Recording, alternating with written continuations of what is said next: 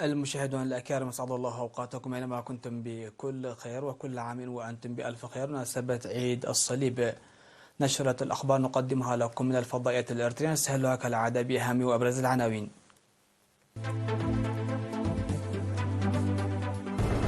البلاد تحتفل بعيد الصليب.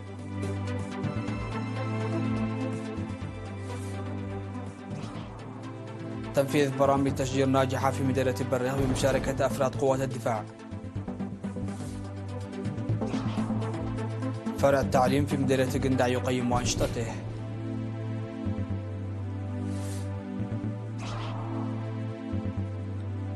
المجلس العسكري في بوركينا فاسو يعلن إحباط محاولة انقلاب. برلمان كوريا الشمالية يقر في الدستور وضع البلاد كقوة نووية. وتايوان تكشف عن أول غواصة محلية الصنع.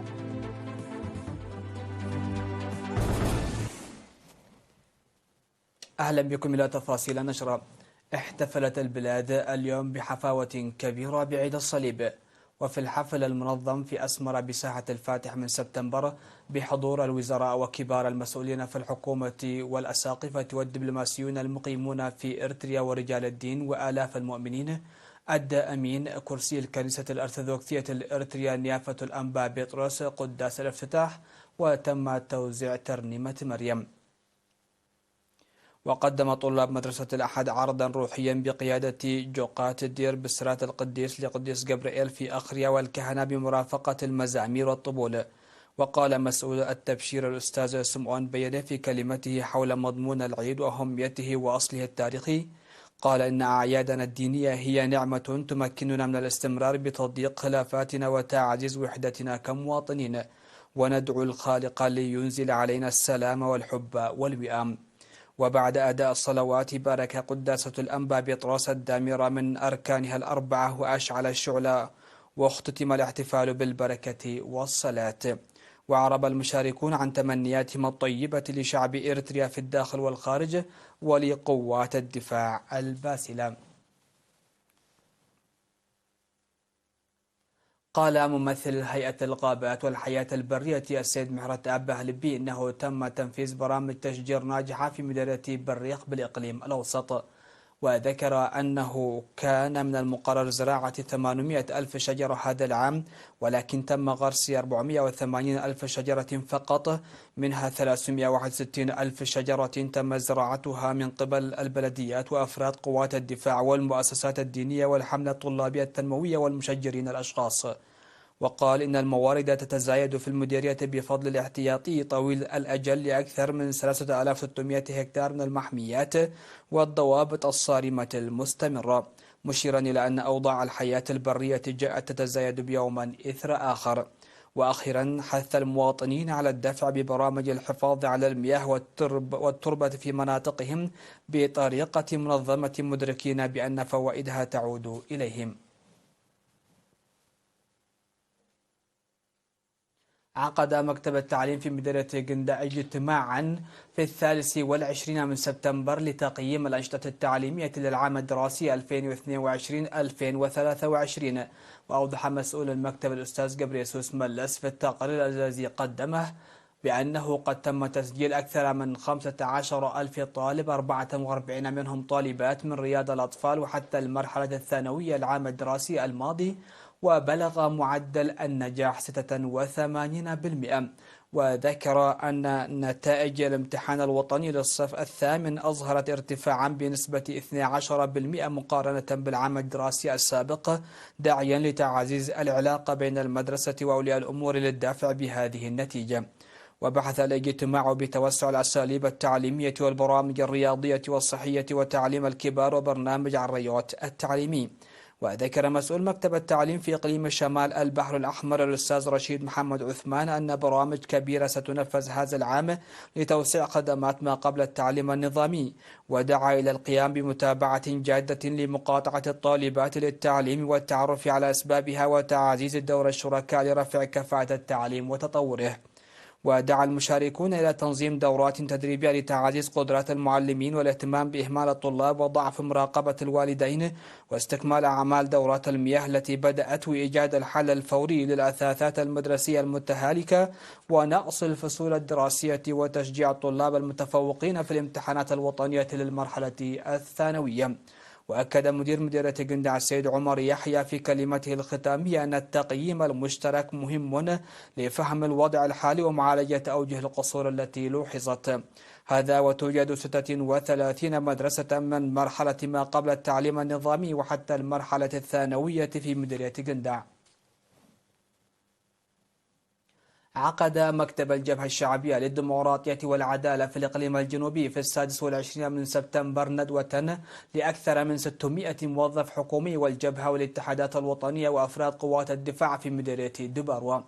وقال المدير العام لإدارة الخدمات الاجتماعية بإدارة الإقليم الجنوبي السيد قلابتس فاسلاسي أن زيادة كفاءة ومعرفة المؤسسة والممارسات المؤسسية ستخلق زخما كبيرا لتحسين الخدمات المقدمة للمواطنين.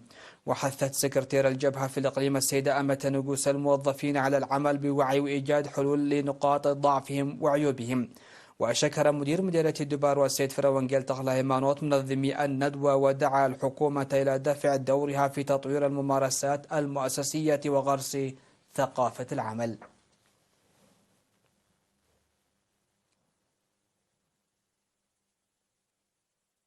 التقى سفير الإريتري في جنوب السودان السيد يوهانس تخلا ميكائيل في 24 من سبتمبر لجان مجالس الجالية والمرأة وشباب الجبهة وجمعية الصهاريج واللجنة الوطنية وبحث معهم تقوية التنظيمات.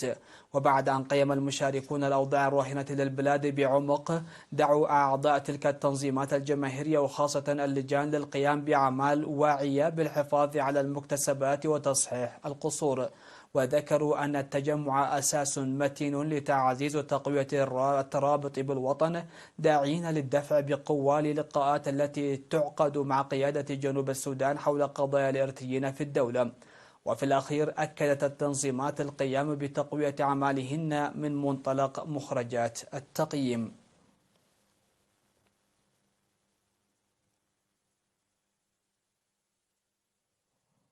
تلقى 116 شابا بينهم 71 شابة من مديرية الدقيح دورة تدريبية مهنية استمرت ل3 أشهر في تصفيف الشعر والتصوير. وأوضح مسؤول الاتحاد الوطني للشباب والطلبة في المديرية السيد إبراهيم بارول في مناسبة التخرج أن تسليح الشباب بالوعي والمعرفة هي من أهداف الاتحاد. ودعا مسؤول الخدمات الاجتماعية في المديرية السيد أسفاو تركاي المتدربين لتطوير المعرفة المكتسبة بالعمل والجهد الدؤوب متعهدا على تعاون إدارة المديرية معهم.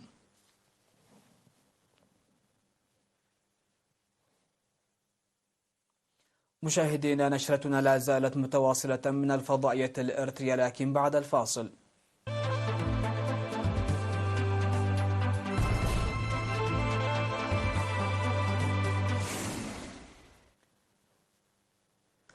أهلا بكم. على الصعيد العالمي أعلن المجلس العسكري في بوركينا فاسو أن قوات الأمن وأجهزة المخابرات أحبطت محاولة انقلاب يوم الثلاثاء الماضي. وقال المجلس في بيان إن ضباطا لم يذكر أسماءهم وآخرين خططوا لزعزعة استقرار البلاد بنية خبيثة بمهاجمة مؤسسات الجمهورية وإدخال بلادنا في حالة من الفوضى. وأضاف أنه تم إلقاء القبض على بعض الأشخاص وما زالت عمليات البحث جارية عن آخرين من الضالعين في المؤامرة المزعومة. ونزل مئات المتظاهرين المؤيدين للمجلس العسكري إلى شوارع العاصمة وغادوغو لإظهار دعمهم عازين ذلك إلى شائعات عن تمرد وشيك ضد السلطات حسب مراقبين. وفي أكتوبر الماضي أعلن المجلس العسكري الحاكم في بوركينا فاسو تولي إبراهيم تراوري رئاسة البلاد وقيادة الجيش. جاء ذلك بعد نحو أسبوع من الانقلاب الذي قاده النقيب تراوري وأطاح برئيس المجلس العسكري الحاكم بول هنري داميبا الذي كان يقود البلاد منذ الانقلاب الذي جرى مطلع العام الحالي.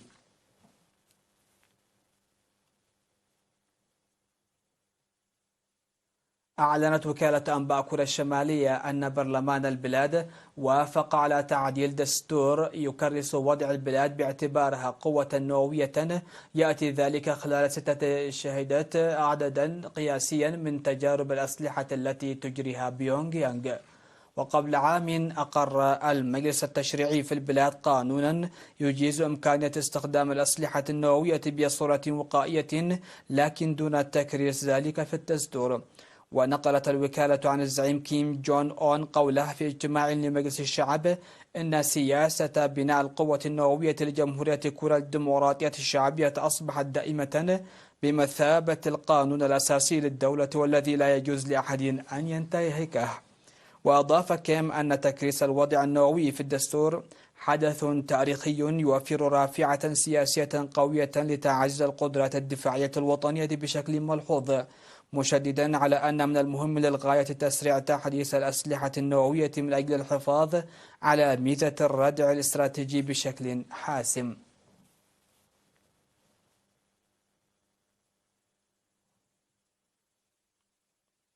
كشفت تايوان عن أول غواصة محلية الصنع في خطوة تدرج في إطار مساعي الجزيرة الممتعة بحكم ذاتي إلى تعزيز دفاعاتها في مواجهة الصين التي تهدد باستعادتها بالقوة.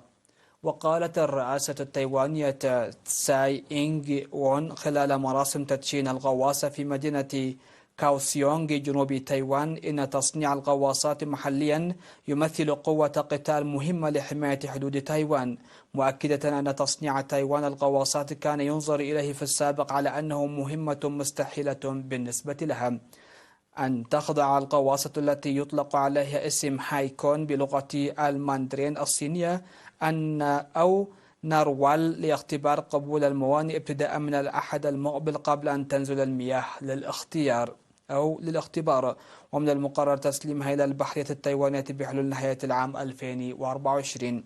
من جهتها اتهمت وزارة الخارجية الصينية تايوان بإثارة العداء والمواجهة بعد أن كشفت تايبيه عن أول غواصة محلية الصنع. وقال المتحدث باسم وزارة الخارجية الصينية ماو نينغ الذي أوضح أن قضية تايوان ليست مسألة خارجية بالنسبة للصين، أن توسيع الجيش التايواني من شأنها أن يقوض السلام والاستقرار في مضيق تايوان. الخبر الأخير في هذه النشرة: قتل شخص على الأقل وجرح أكثر من 160 شخصا في انفجار قوي قرب مطار طشقند عاصمة أوزبكستان، حسب ما أفادت سلطات الدولة الواقعة في آسيا الوسطى، مؤكدة أن المطار يعمل بشكل طبيعي. وأعلنت وزارة الصحة أن في المجموع لدينا 163 ضحية في هذا الحادث، بما في ذلك 138 مصابا بجروح طفيفة غادروا المستشفى، و24 مصابا ما زالوا في المستشفى لكن حالتهم جيدة، بينما توفي مراهق.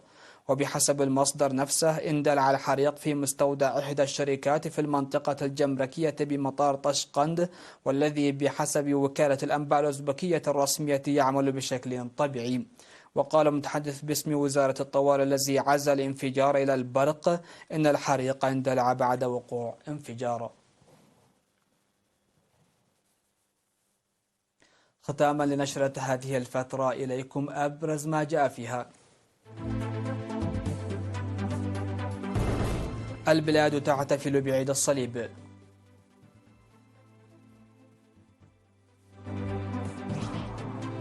تنفيذ برامج تشجير ناجحة في مدينة بريخ بمشاركة أفراد قوات الدفاع. فرع التعليم في مدينة قندع يقيم أنشطته.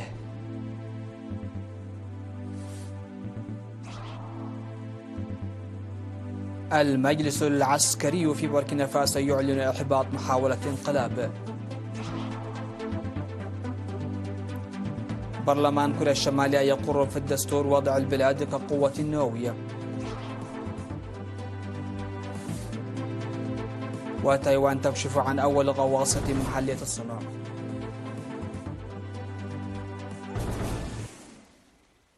انتهت نشرة هذا المساء، شكرا لحسن المتابعة ودمتم في أمان الله.